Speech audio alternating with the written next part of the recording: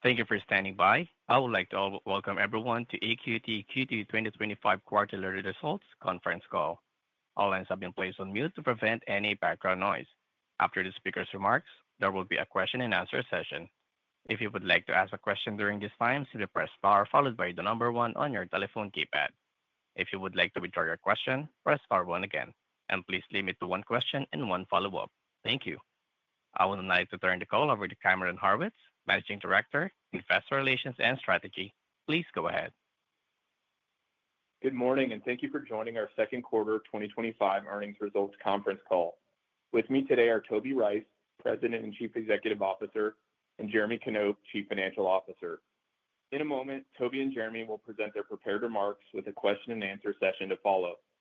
An updated investor presentation has been posted to the Investor Relations portion of our website, and we will reference certain slides during today's discussion. A replay of today's call will be available on our website beginning this evening. I'd like to remind you that today's call may contain forward-looking statements. Actual results and future events could materially differ from these forward-looking statements because of factors described in yesterday's earnings release, in our investor presentation, the risk factors section of our most recent Form 10-K and Form 10-Q, and in subsequent filings we make with the SEC. We do not undertake any duty to update any forward-looking statements. Today's call also contains certain non-GAAP financial measures. Please refer to our most recent earnings release and investor presentation for important disclosures regarding such measures, including reconciliations to the most comparable GAAP financial measures. With that, I'll turn the call over to Toby.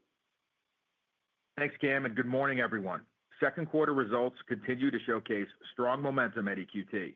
Production was at the high end of guidance, benefiting from robust well productivity and outperformance from compression projects.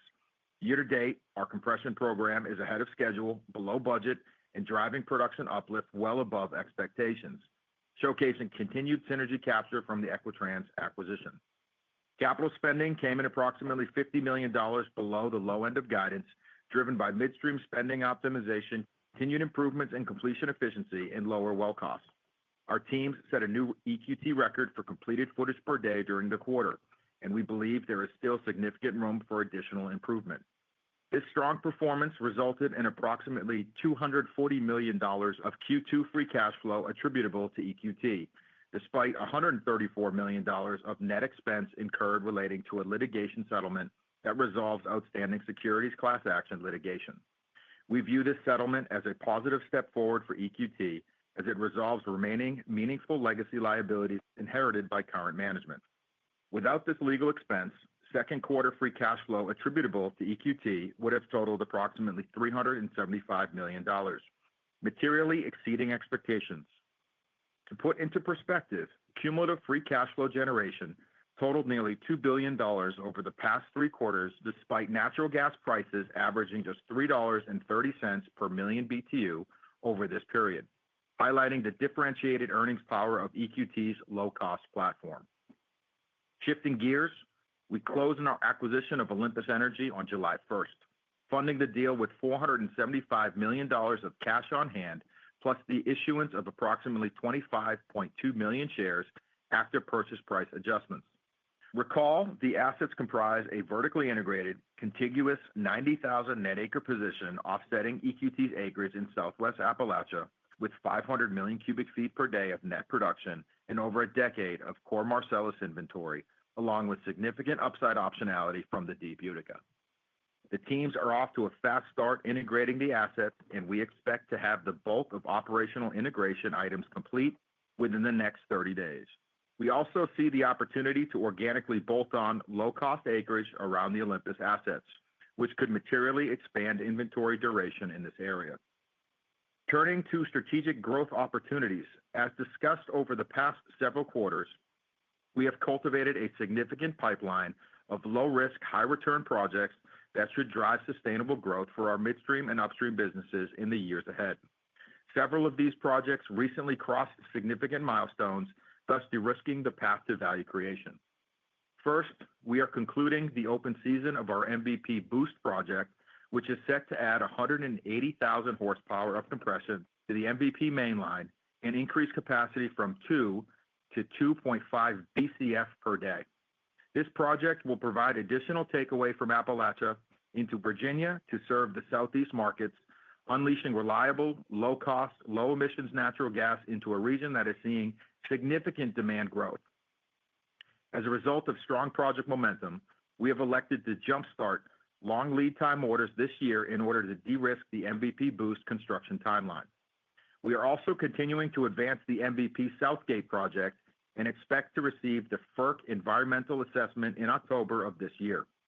MVP Southgate will provide 550 million cubic feet per day of capacity from MVP Mainline into the Carolinas, serving anchor customers Duke Energy and the Public Service Company of North Carolina.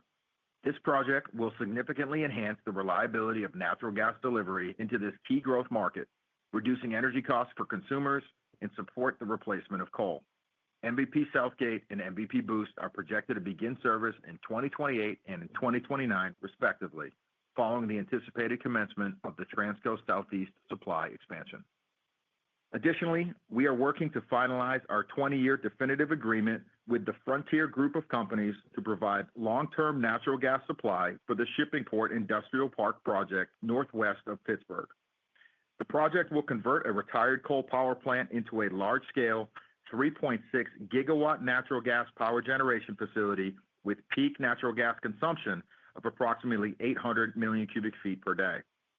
The project has secured a partner to build a co-located data center facility to support AI infrastructure and contemplates several phases of development beginning in 2027 and ramping through 2028, providing significant upstream growth optionality for EQT to meet increasing demand. We are also working to finalize our 20-year definitive agreement with Homer City Redevelopment to build midstream pipeline infrastructure and be the project's exclusive supplier of natural gas. Once completed, Homer City will be the largest natural gas power plant ever built in North America, with an existing grid interconnection for added reliability to support AI data center loads across its 3,200-acre campus. The facility will consist of 7 new gas turbines powered by 665 million cubic feet per day of EQT's low-emissions natural gas. We plan to leverage our newly acquired Olympus assets to supply the facility as it ramps up before reaching peak capacity in late 2028. Additionally, we signed an agreement to build midstream infrastructure serving a new 610 megawatt combined cycle natural gas power plant in West Virginia, with gas demand of approximately 100 million cubic feet per day that will serve the PJM market.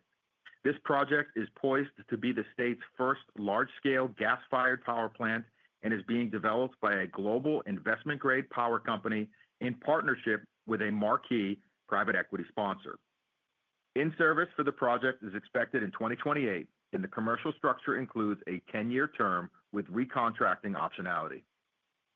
We also secured a new gathering contract with a large private producer to expand capacity on our Saturn pipeline system in West Virginia. This project is expected to be in service in 2027 with a 10-year initial term and is backed by attractive minimum volume commitments. This opportunity highlights success with our strategic initiative to grow Equitrans's third-party business, which further lowers EQT's free cash flow break-even by driving stable, fee-based revenue growth. Collectively, these projects represent a pipeline of nearly $1 billion of organic investment opportunity with premium, low-risk supply agreements, which we estimate will generate an aggregate free cash flow yield of approximately 25% once fully online. This is particularly noteworthy given the relatively low-risk annuity-like cash flow streams from the infrastructure components of these projects, which are underpinned by the deepest, highest quality natural gas resource in the United States. Further, this free cash flow yield is prior to any potential benefits from local basis improvement and the upstream growth optionality created by these projects. The Shippingport and Homer City facilities, the West Virginia power plant, the increase in MVP utilization plus the MVP Boost expansion represent new Appalachian gas demand of nearly 3 BCF per day. This demand will be served in large part by EQT volumes flowing predominantly through EQT infrastructure, underscoring the differentiated growth opportunity for EQT. Through our integrated platform, we are demonstrating what responsible, sustainable growth looks like for oil and gas companies. This means partnering with end users to enable new demand, then meeting that demand with supply backed by firm contracts rather than simply chasing commodity price signals. This tremendous opportunity is unique to EQT, enabled by the past 5 years of strategic work transforming our business, and highlights what is possible when you have the combination of a low-cost structure, scale, integrated high-quality infrastructure, a multi-decade core inventory, and investment-grade credit ratings. As we highlighted last quarter, the next leg of our corporate strategy is built on the dual pillars of reducing cash flow risk and creating pathways for sustainable cash flow growth. And these projects represent a tangible step forward in executing that strategy. I also want to give a special thank you to our leadership in the state of Pennsylvania, Senator McCormick and Governor Shapiro, as well as the administration in Washington, for taking bold steps to unlock the vast economic potential of the region and shining a spotlight on the massive opportunity for technology and AI to prosper in the Pittsburgh area. As we have demonstrated, EQT is ready to do its part and deliver affordable, reliable, and low-carbon energy to power this growth. And with that, I'll now turn the call over to Jeremy. Thanks, Toby. Our strong second quarter results and free cash flow generation drove continued deleveraging of our balance sheet. We exited the quarter with $7.8 billion of net debt, down approximately $350 million compared to Q1, and marking nearly $6 billion of debt reduction over the past 3 quarters. The recent closing of the Olympus transaction accelerates our deleveraging plan and enhances our debt to free cash flow metrics. Pro forma the transaction, we remain on track to achieve our year-end 2025 net debt target of $7.5 billion. Over the medium to long term, we plan to operate with a maximum of $5 billion of net debt, which is roughly 3 times free cash flow before strategic growth capex at a $2.75 natural gas price. As a result, we will continue to focus on debt paydown even after achieving this near-term $7.5 billion target. In higher parts of the commodity cycle, we plan to accumulate cash on the balance sheet and drive net debt well below $5 billion, creating significant flexibility for countercyclical buybacks and to build capacity for high-confidence reinvestment and growth even during the low parts of the commodity cycle. Turning to our recently announced pipeline of growth projects, we expect these projects to create a collective growth capex opportunity of approximately $1 billion over the next several years. And we expect to begin spending capital on associated infrastructure in 2026 with investment spaced out over a multi-year period. We structured the 2 data center projects as index plus style deals on fixed volume commitments, similar to our existing contracts with the Southeastern utilities. These contracts give us confidence in leaning into moderate, midstream, and upstream growth due to the lower risk nature of these agreements. Similarly, the midstream growth projects are all backed by fixed fee contracts and minimum volume commitments, providing low risk, high return earnings growth pathways for EQT. While we cannot disclose specific contract terms or end customers, before the impact of upstream volume growth or basis tightening, we expect these projects to add approximately $250 million of recurring free cash flow by 2029. Initially, we will reallocate volumes to fill this new demand, followed by steady mid-single-digit multi-year growth. We have the capacity to grow production by at least 2 BCF per day to backfill these volumes, which means we've set the stage to responsibly grow the business by at least 30% over the coming years.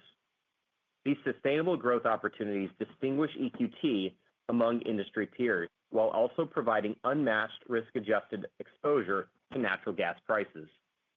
Furthermore, we are as confident as ever that Appalachian basis should structurally tighten through the end of the decade, and we index these supply deals to local pricing points to benefit from this uplift relative to Henry Hub, in addition to the contractual premium.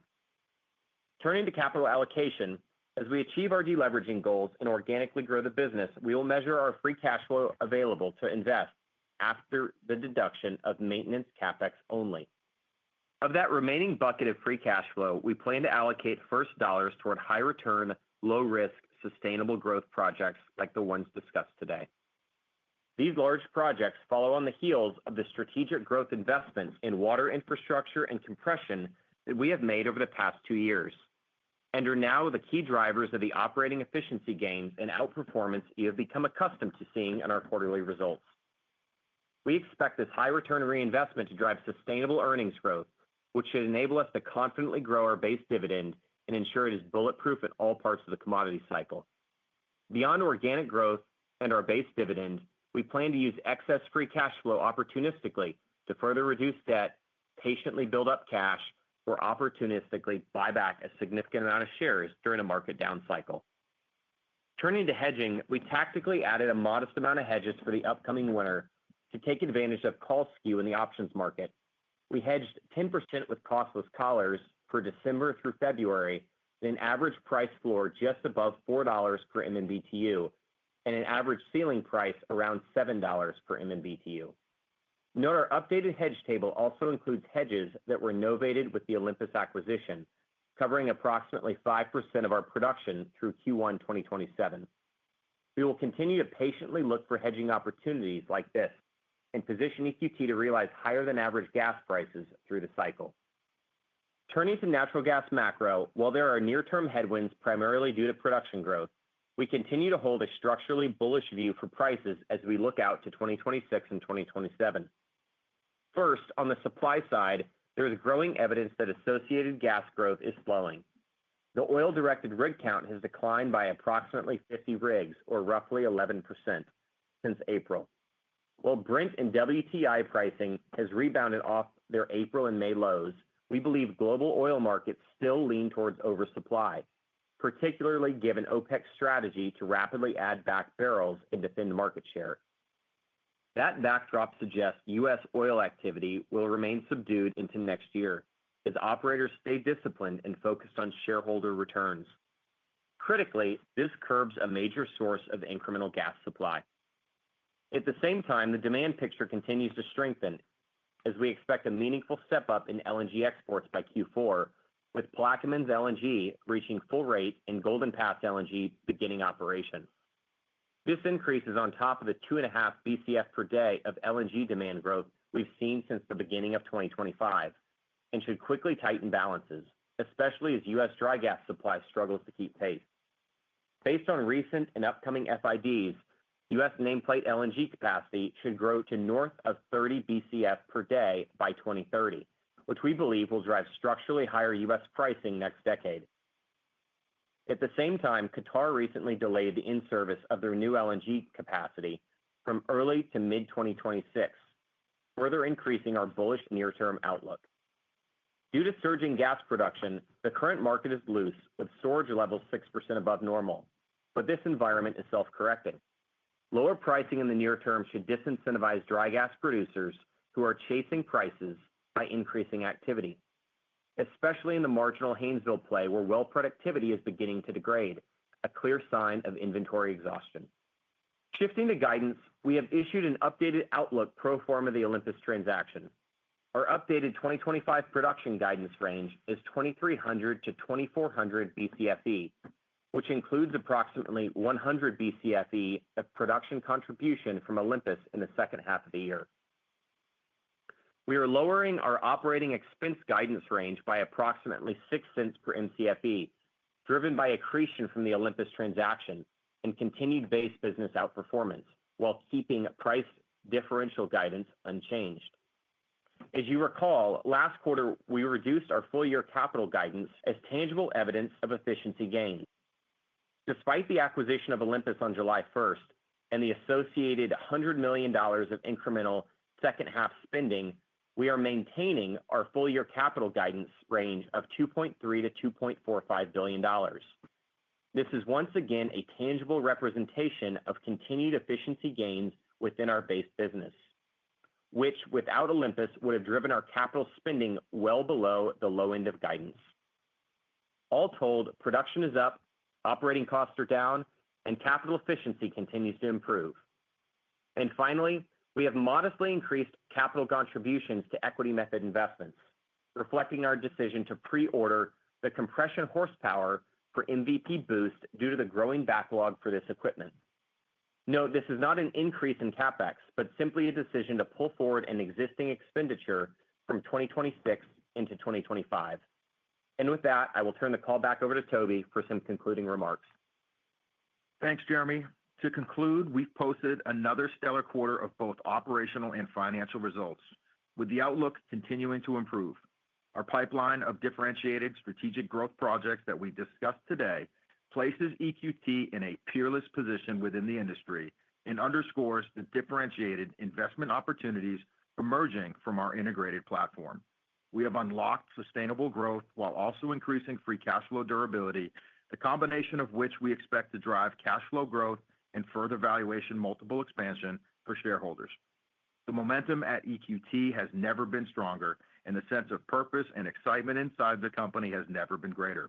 With that, I'd now like to open the call to questions. We will now begin the question and answer session. Again, if you would like to ask a question, simply press star followed by the number one on your telephone keypad. And if you would like to withdraw your question, press star one again. And again, please limit to one question and one follow-up. Thank you. And your first question comes from the line of Doug Leggate with Wolfe Research. Doug, please go ahead.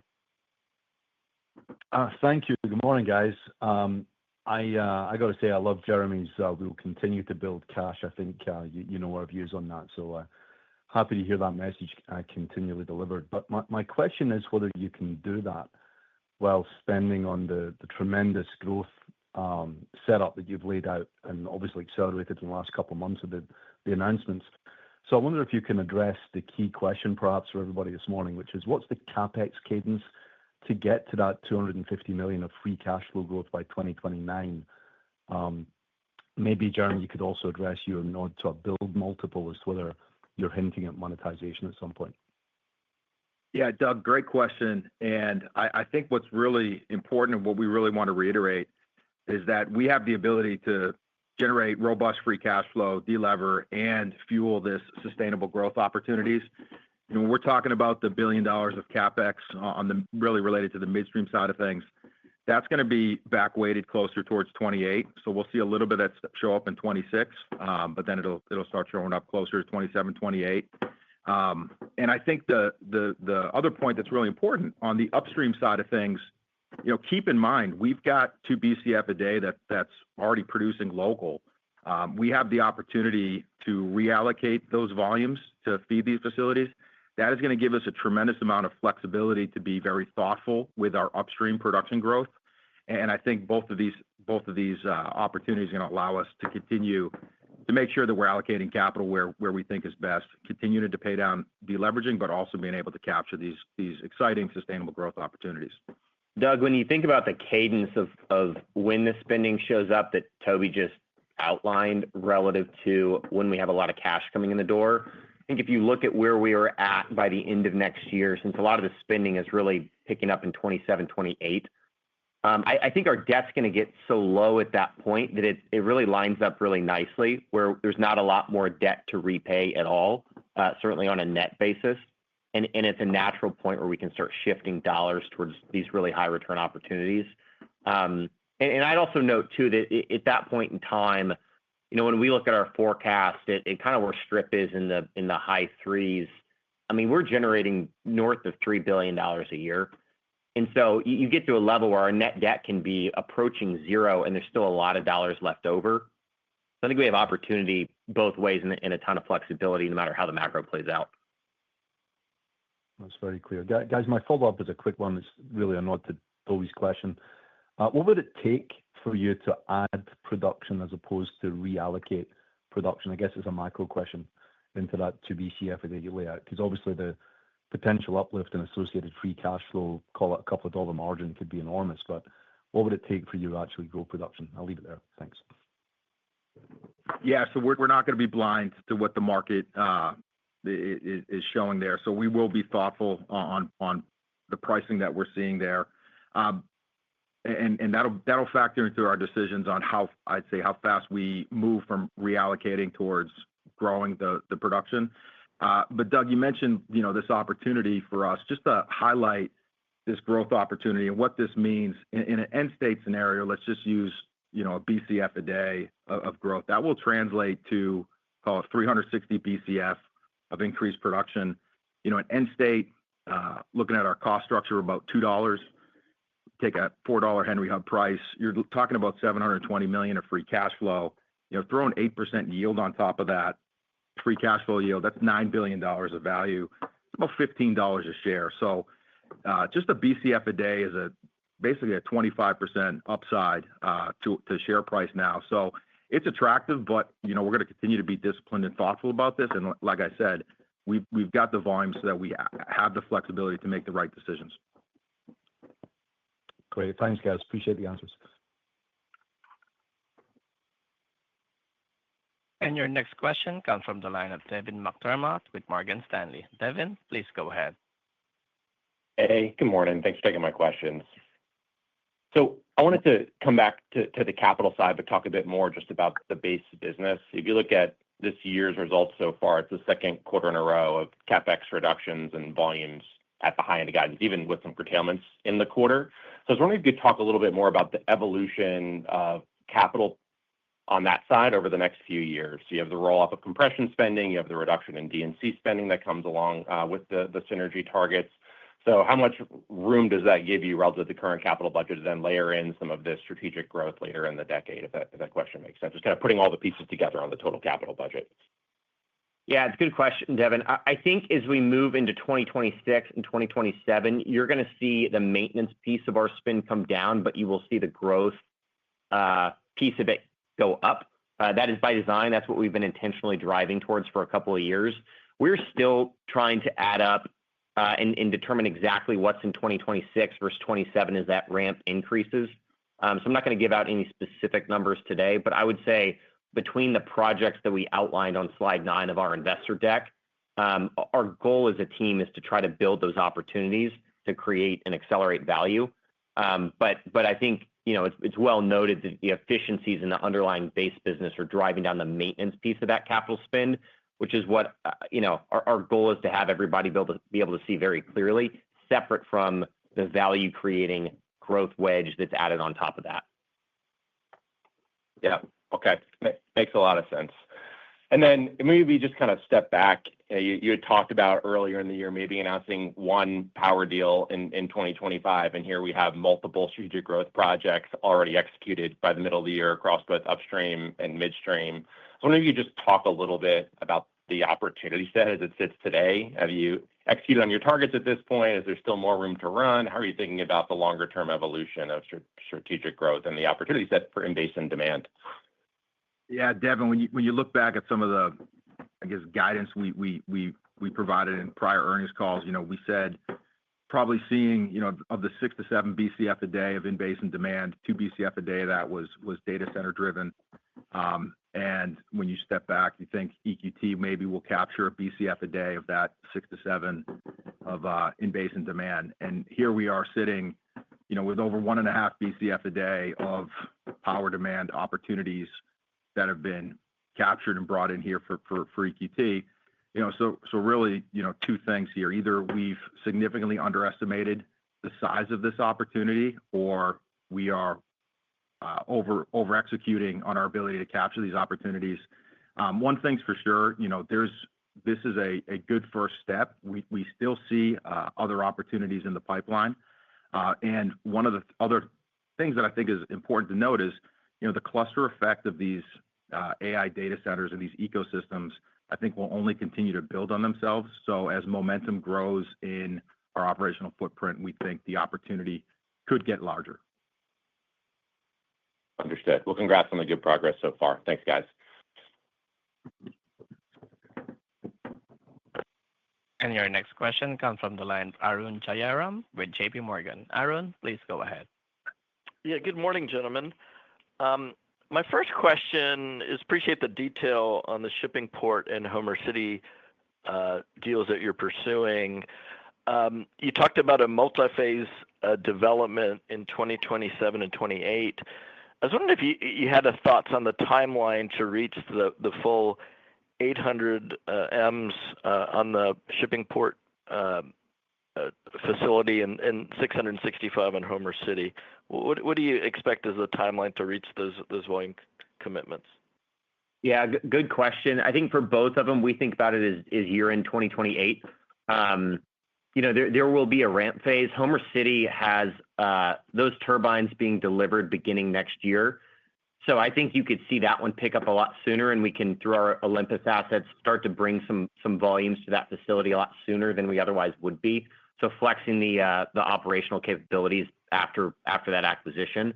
But I think to really be able to reach full rate, the way we model it is really year-end 2028, which, just as a reminder, Arun, when you step back and think about what that means, that's also the same year that the Transco expansion comes online, MVP Boost, Southgate. It's all happening right in that same period of time. So that's the period, too, going back to, I think, Doug's questions on the timing of growth that we're really looking at, where if we're to bring growth into the market, that's when the market is really going to need it.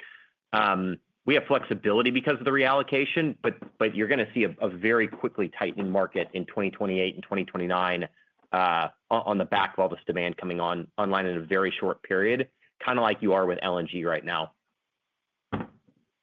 Great. And my follow-up, how do you see yesterday's PJM auction clear at the price cap? How do you see this impacting gas power gen development and gas demand overall, given indications of continued power market tightening? Look, I think it's a great demonstration of the market working to solve the problem. There's certain inefficiencies in PJM that need to get worked out. We're certainly not advocates of prices being pushed so high that it's not good for society and the economy overall. And that's what we're really able to solve through our integrated platform, is providing the best solution for customers at the cheapest cost. But look, there's power that's needed, and the power is going to get built, and you're seeing generation willing to be built, but at a higher price, and that's what's happening through those auctions. Great. Thanks a lot. And your next question comes from the line of Neil Mehta with Goldman Sachs. Neil, please go ahead. Yeah, thanks so much. Congrats again on these data center related transactions, and just would love your perspective on how you're pricing it. It sounds like you're tying it to M2 plus, and so implicit in that is a view that the differentials should be tightening up over time. So can you just talk about how much flexibility was there to price it to hub versus pricing it locally? Why, if there was that flexibility, why did you choose local pricing? Just your perspective on the pricing, and then I have a follow-up on near-term macro. Yeah, great question. So we're trying to obviously get the most value out of this we can, but also provide a anchored liquid pricing point for customers so they can financially hedge if they want to take some of the volatility out. Like I said in the prior comments, we are very bullish Appalachian pricing actually relative to Henry Hub. I know it's not the consensus view right now, but when you see all this demand show up in the face of probably half of the players in Appalachia running real thin on inventory come into the decade, it does set up for a really interesting sort of paradigm shift where I think that basis tightens a lot. So we intentionally are structuring them linked to that, for multiple reasons. I think it's best for the customer. I actually think it's best for EQT at the same time. Look, in time, in theory, you could link it to Henry Hub, but it just makes it a little more complicated when it comes to actually procuring supply, giving EQT the flexibility to find the best molecule as a solution. As an example, if we're marketing gas and we want to buy gas out of one of the more liquid pools because that's a cheaper solution, it's a lot easier to do that when pricing is already indexed to that point. You don't run any issues of having effectively like a dirty hedge. So it allows us to, again, give the best solution for the customer, still have all the flexibility, and have the most upside, I think, from a production standpoint. That's helpful, Jeremy. And then the follow-up is just on the near-term macro. Maybe just us, but we've been surprised by some of the scrapes that have come in with production at 107. It's probably running north of a B higher than what we would have anticipated in the near term. Have you guys been surprised by that? Has that affected the way you think about how we exit October and set up for the winter? And just in general, as you think about near-term producer discipline, are we seeing some breakdown? I think the short answer is yes. I think our view of Appalachia specifically is from this point towards the end of the year, you're flat to down. It looks like from what the data we see, the Permian is also relatively in check. You're not seeing any sort of like race to add production growth. It's really the Haynesville and its other basins. And again, it's more of what we've seen in the past. It's producers chasing price signals. And look, this morning you're seeing gas approaching $3, right? I think if we had Haynesville assets, we would be really hard pressed as to why there's justification to add activity right now. I think there was a view for the past 2 years that 2025 was going to be this year that a lot of these producers could exit and sell their businesses. And, lo and behold, they do the same thing again. They push pricing down to a level where if you're in the Haynesville, you're not getting your money back where well productivity is today at current well costs. And so, again, it's just another example of the value destruction that comes out of unsustainably chasing prices. And again, as we talk about what does it take for EQT to grow, it's lining up our supply with known demand through our infrastructure, through contracts. It's a very different, much more disciplined way that we look at it. But again, it's if we see this continued surge of production, there's certainly downside to pricing in the years ahead. We certainly hope that doesn't happen. It's not something we control, but the good thing about being the lowest cost producer in the position EQT is in today is we make a bunch of money either way. Even at $3 gas, we can make a bunch of money. And if gas goes up, we'll make a bunch of money too because we can be unhedged. So it fits perfectly into how we've sculpted the business. But again, short answer is we do think production is too high. We've been surprised at the upside and certainly hope it doesn't continue surging. Yeah. Thanks, Jeremy. We'll be watching.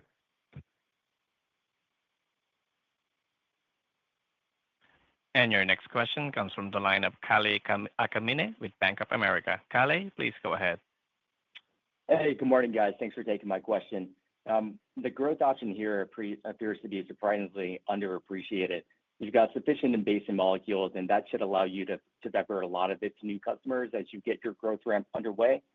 And I appreciate that it's early, but are there any guardrails that you can kind of offer around CapEx, how you plan to shape that, maybe over how many years that could be spread over?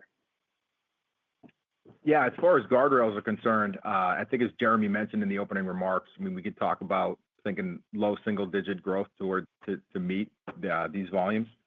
And, I think just the other thing I just mentioned on these opportunities that we've been able to capture, and one of the things that's special about EQT that's worth highlighting because this is what's ultimately going to position us to continue this momentum and continue to capture these really attractive opportunities for our shareholders is just our scale, our investment grade balance sheet, our peer leading inventory, durable cost structure, and the scale part, knowing that we have these volumes flowing above ground, giving us the flexibility to enter these contracts. I think all these things really position EQT well and allow us to sculpt our CapEx profile so that we can still show robust free cash flow while also meeting a pretty exciting sustainable growth profile. Got it. Thanks, Toby. I want to come back to the capital efficiency trend. It's been very clear over the last several quarters. Can you kind of offer a view on where leading edge D&C capital per lateral foot metrics are compared to maybe 24? And then offer a view on how much runway is remaining. Yeah, so on slide, on the record-setting completion efficiency slide, we throw out the well cost from 24 to sort of where we've seen in the first half of 25. I think we'd like to continue to see, single-digit improvements in well cost. So it's really good to see these optimizations that take place. We're halfway through our compression program, so we'll continue to see benefits and uplift from that. We're seeing, twice the uplift that we were budgeting for. So there's a lot of opportunities that these teams continue to find. We're stepping into the Olympus integration now, so we're hoping to continue to find ways to optimize there. And then you're looking at what we're doing now, leveraging these assets to also create commercial opportunities with these supply agreements. So, there's a lot of opportunities for us to continue to evolve the business, not just focused on the well cost improvements. Yeah, I would also add to that, it's just important as we talked about increasing some of our strategic spend a lot of what we've been able to achieve on the well cost side, specifically in completions, is also enabled by the investments we've made in infrastructure, spending money to make money over the past 2 years. That's why we want to keep doing that. That's really the undercurrent of why we keep beating quarterly results, is just seeing that come to fruition. That's why we're so excited about that. The rate of return on those investments is just so high. So I think that momentum continues, is illustrated on that slide Toby referenced. Got it. I appreciate it, guys. Good stuff. And your next question comes from the line of Josh Silverstein with UBS. Josh, please go ahead. Yeah, thanks. Good morning, guys. Just had a question on the 2 BCF day of potential growth here. How do you set yourself up to deliver mid-single-digit growth? Is there enough infrastructure in place already to support this, or are the new projects then capable of delivering that? And then do you build up any sort of backlog over the next few years to then have that as the storage to be able to deliver that when the demand is there? Thanks. Yeah, Josh. So when we're looking at supplying these specific demand opportunities, we will be building out new midstream infrastructure, connect them to existing gas networks. A lot of those will be connected that EQT has our volumes connected there. So our commercial footprint is going to allow us to move gas around. We'll be going through optimization exercise on what exactly is the best way for us to fill the supply to get to these new interconnects. But this is one of the reasons why people are selecting this region to build their data centers, is because they're building on top of a lot of gas infrastructure, and EQT will close that last mile and then be in a position to optimize. Got it. And then obviously there's a lot of focus on the power side, but I wanted to see if you can now give us an updated view on the LNG contracting plans. You're based on current supply levels, it's about 20 plus, of your current supply. Do you want to have, 10% or so to the LNG market? Do the LNG markets now look less attractive to you because of what you've been signing in the power market? So any update there would be great. Yeah. Thanks for the question. I think so. Our long-term goal in the LNG markets is actually to do very similarly what we are doing on the power and data center side right now, which is link up supply directly to an end user of that gas. That's why we're trying to contract the way we are. Long term, we still want to have 5 to 10% at least of volume. I think as our credit ratings continue to rise, I think our appetite for leaning into more of that will also rise. I think that's more of a 2030 and beyond opportunity where that LNG market's going to really be tight and we can make a lot of money there. We're actually in discussions with a number of facilities right now. Those discussions have actually improved and ticked up recently. So we're actually really excited about that opportunity. And I think what we're proving we can do domestically with our platform is in essence exactly what we plan to do internationally. We've been having conversations with some international customers that have really underscored, I think, how great that opportunity is. But again, we just want to do it the right way. Those are long-term contracts, can be very costly if not structured the right way. But I think, beyond what we do domestically, that is a huge opportunity for us. And for any company who has a platform like we do, that's built to do deals like this directly within customers.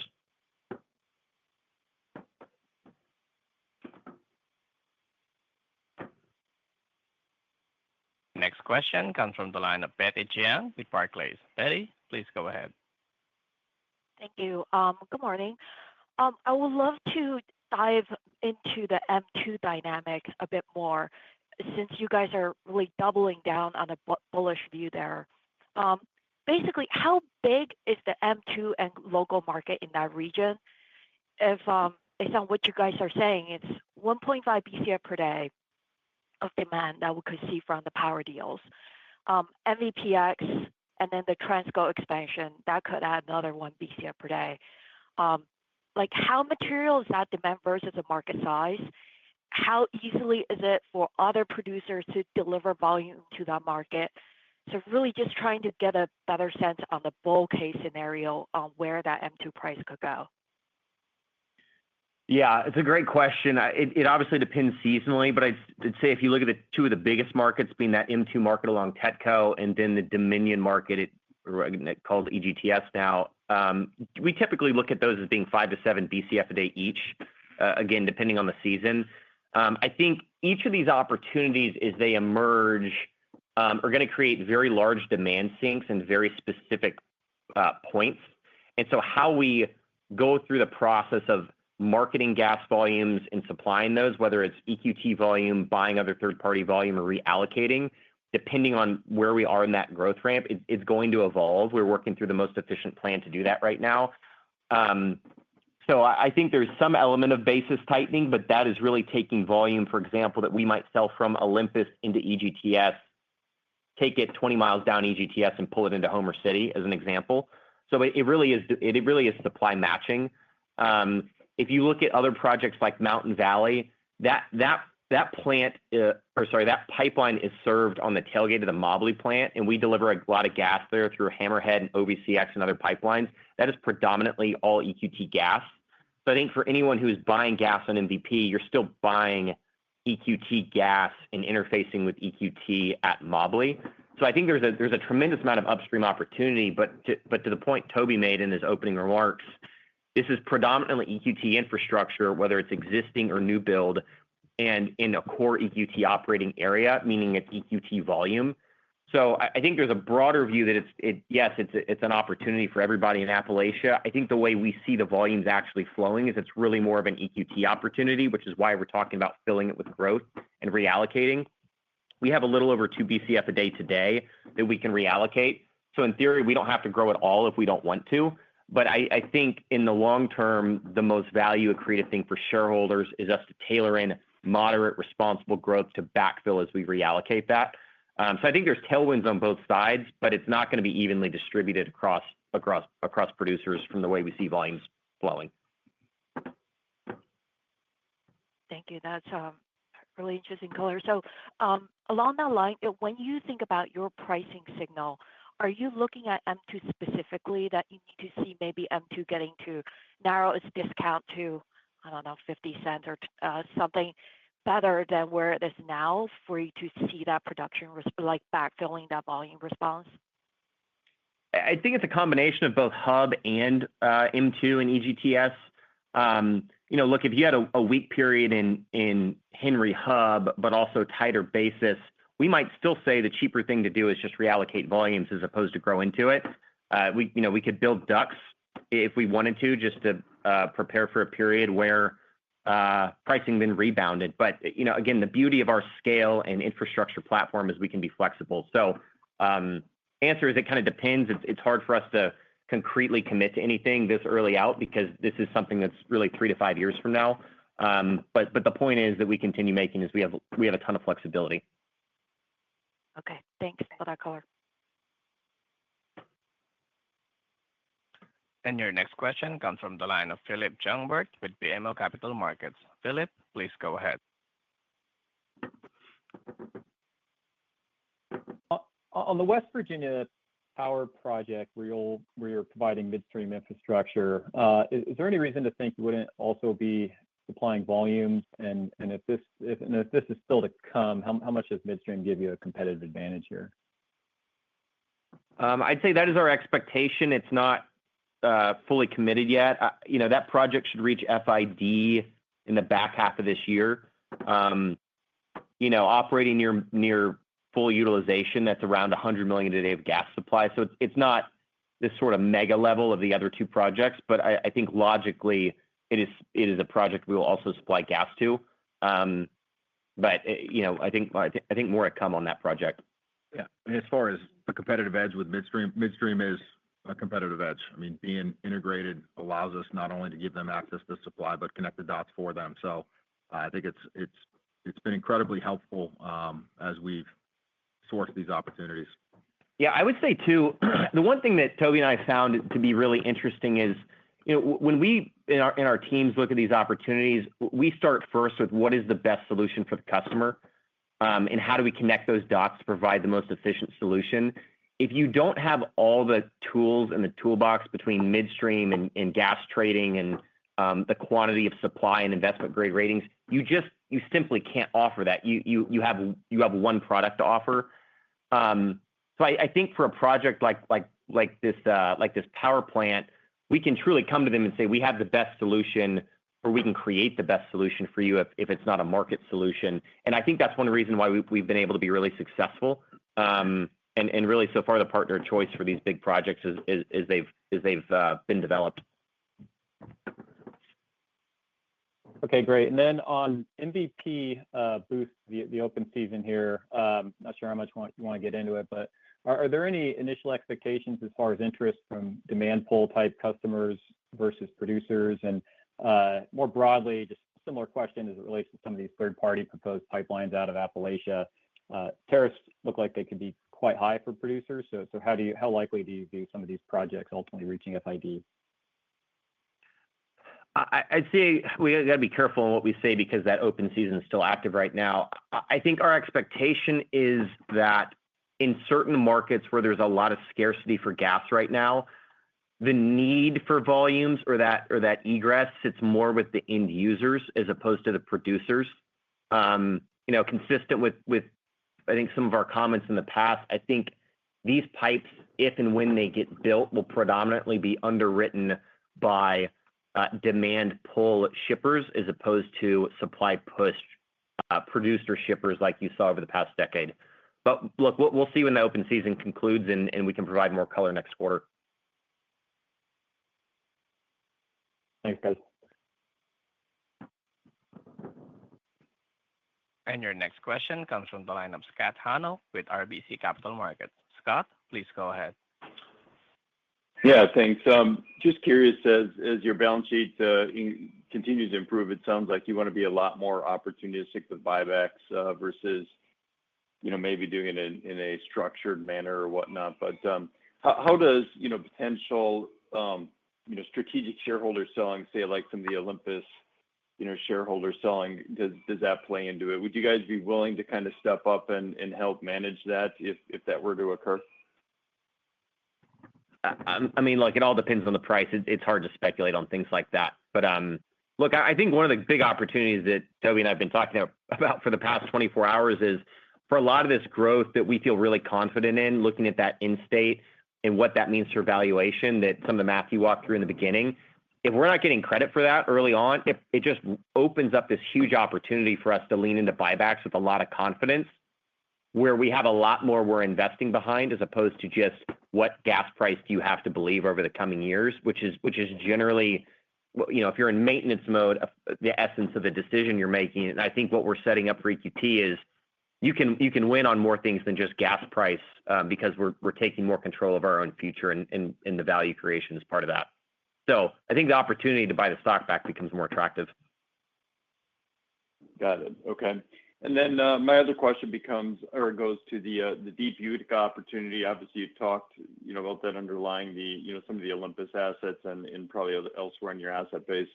When does that become, a target that you look a little bit harder at? Do you see that as more of a longer term option, or is that something you're willing to test a little bit more near term to help, support, the growth opportunity you need on your production base?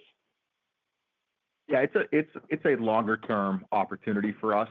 That said, we could do some science work and give the team some opportunities to prove themselves on the cost side. Utica, I think we feel pretty good about the resource. It really is going to be more about the operational execution.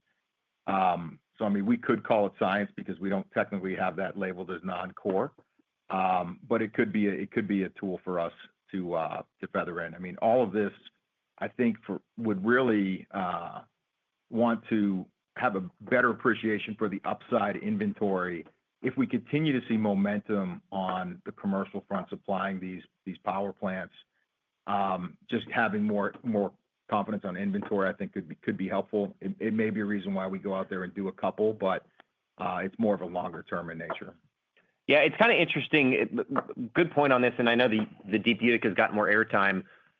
In Southwest Appalachia, when most producers talk about inventory depth, we all just refer to the lower Marcellus, which is really the main Marcellus member. if you look at the Northeast part of the play, inventory numbers referenced now include a heavy disproportionate amount of Upper Marcellus, which is, call it 1.5 BCF per thousand. And you look at the Haynesville, most of those numbers referenced now include a disproportionate amount of Middle Bossier.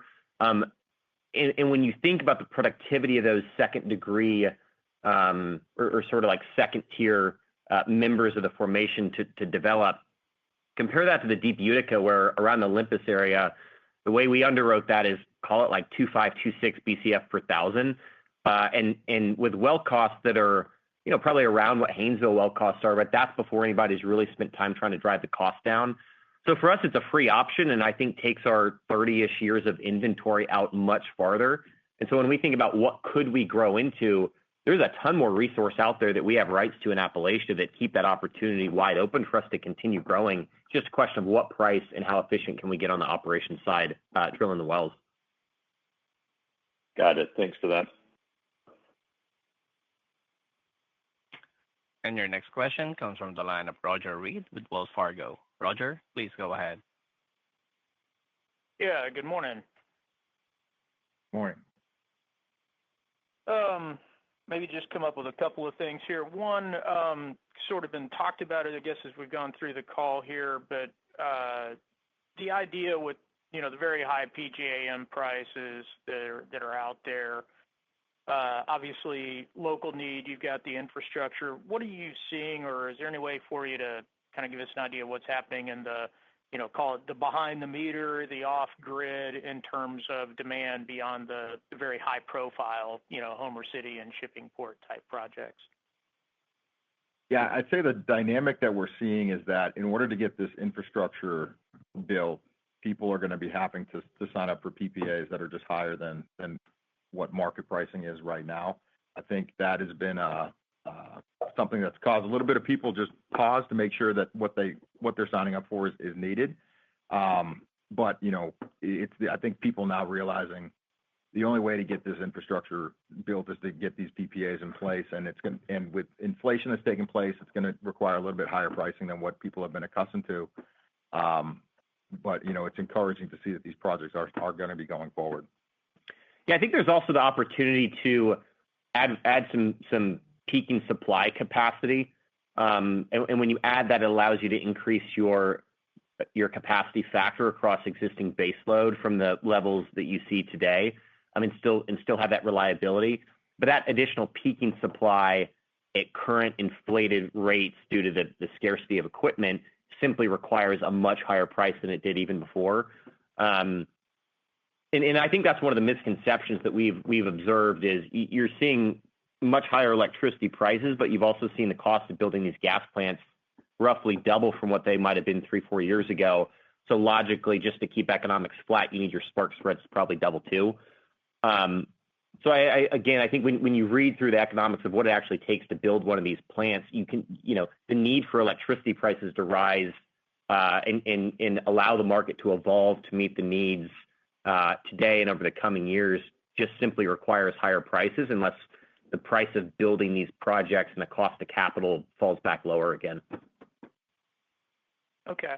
And then just an unrelated follow-up, how are you thinking about hedging strategy at this point? I know, at different times there's been, a goal for debt and then stepping away from hedging other times, tied to what's going on maybe with the midstream business. You've laid out, not potential, but likely future CapEx increases on the midstream side, so not really price sensitive on the backside, but maybe price sensitive up front on the CapEx commitment. So does that affect any way you're thinking about hedging over the next year or two?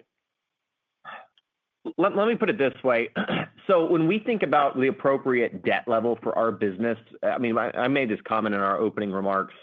At $2.75 gas, like Henry Hub pricing, unhedged, we generate in a given year between $1 to $2 billion of unlevered free cash flow, or said another way, like your EBITDA less maintenance CapEx. So at $5 billion, you're looking at a little over 3 years of just steady state unhedged to repay all your debt, right? That compares to a lot of our peers that are free cash flow negative at that point in time. So, yes, we are trying to get our ratings higher. The agencies still want to see our debt at a low level. But fundamentally, I already feel like we're very under-levered, and our balance sheet's in a very safe spot. We're mostly focused on our maturities right now, specifically looking out to 2027 and resculpting that. So look, hedging is something that I think we are less and less focused on. And I think if we're in a structurally bull market over the next 5 to 10 years, programmatically hedging or really hedging any other way aside from being opportunistic will net result in value destruction over that period of time relative to just being a taker of where prices settle. And at the same time, it gives us more flexibility in how we nominate our volumes, whether it's first of month or in the spot market. So I think as we move to a position where really no matter what prices are, we're going to be rapidly repaying debt, able to fund projects confidently, and wanting to provide investors that exposure to gas prices they want by investing in EQT structurally, in addition to the growth we've talked about today.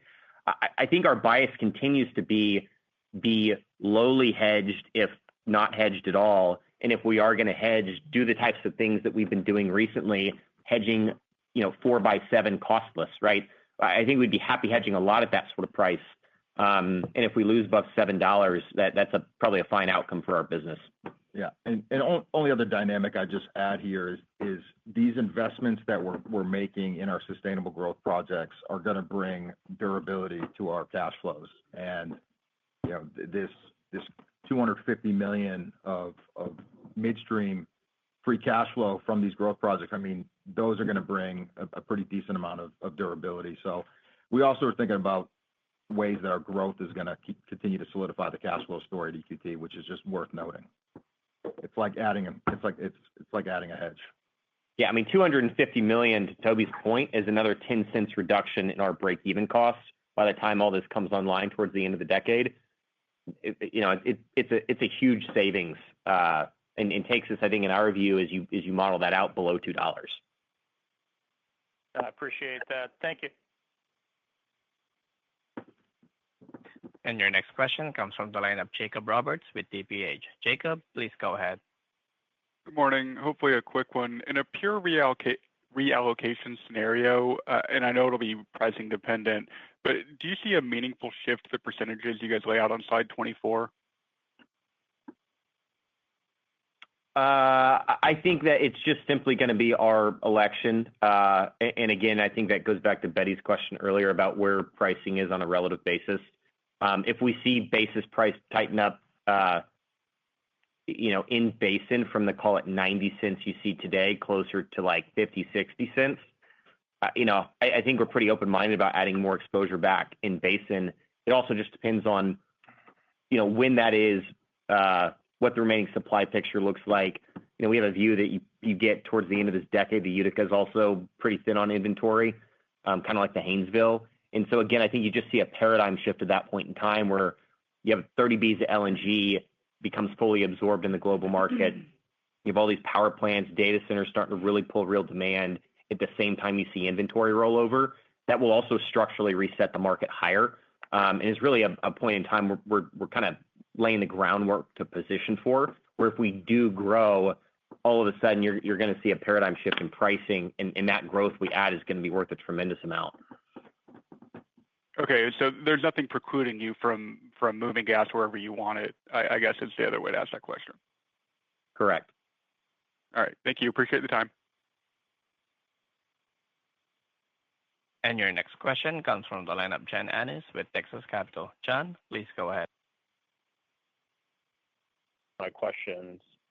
For my first one, the two supply agreements announced are for projects located in Southwest Appalachia. How would you characterize the opportunity set for EQT to secure similar agreements in Northeast PA, or is the Southwest just more attractive with your midstream assets there? I think you're going to see the opportunities anywhere you have EQT footprint, and that footprint can come from our midstream infrastructure. That footprint can also come from our commercial opportunities. It seems like there's a big gravitation of the tech community in Southwest Appalachia, and so we're seeing a lot of opportunities there. But I mean, our footprint is pretty massive. So we are seeing opportunities across the horizon. Yeah, there's also nothing that precludes us from building a, for example, 20-mile lateral off someone else's pipeline to tie into a new power plant or data center, as long as our traders can secure the capacity on the pipelines and make sure we get volume there 12 months out of the year at a price that makes sense. So again, I think between our trading arm and our midstream side of the business, in addition to our own equity volumes, we have a ton of flexibility.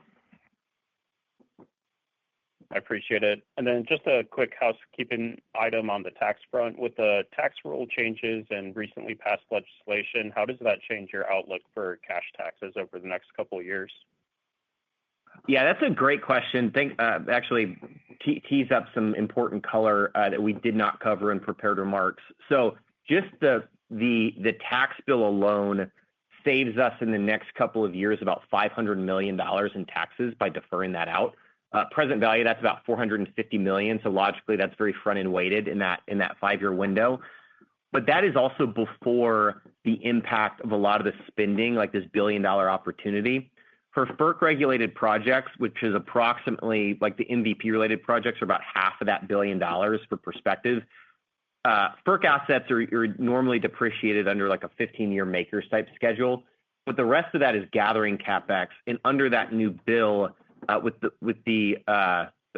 really bring back bonus depreciation up to 100%, effectively all that CapEx we can expense day one and defer taxes on. And so as we ramp into this, whether it's the midstream side or then it's the upstream side with IDCs, it actually serves to push taxes off in time for us because taxes otherwise were going to become a pretty large expense over the next couple of years. So it's really timely for that bill to happen and us also to look into growth because it will minimize that cost line item for us that we otherwise were anticipating. Great update. Thanks, guys. Thank you, everyone. That concludes our question and answer session and also concludes today's call. You may now disconnect.